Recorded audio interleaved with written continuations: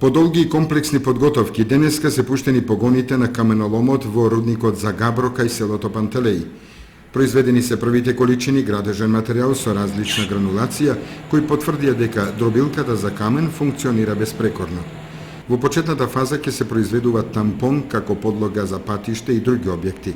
Меѓутоа, за кусо време ќе започне и производството на песоци со различна гранулација за потребите на градежната индустрија. Германскиот инвеститор Гинтер Капраун преку фирмата Меристем Тоби во изминатите години вложуваше во ископ на Габро со намера да открие хомогени блокови од овој камен, меѓутоа досега таква маса не е откриена.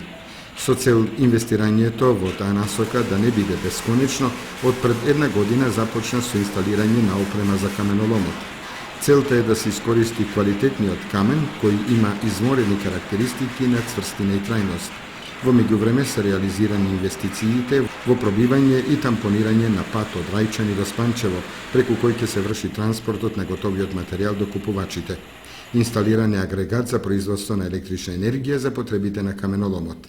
Стартот на каменоломот се случува во вистинско време, бидејќи во услови кога експлоатацијата на песок од речните корита е забранета, побарувачката на овој вид градежен материјал е огромна. Тоа доведе и до значително поскапување на песокот, кој достигнува цена од над 1000 денари за кубен метар.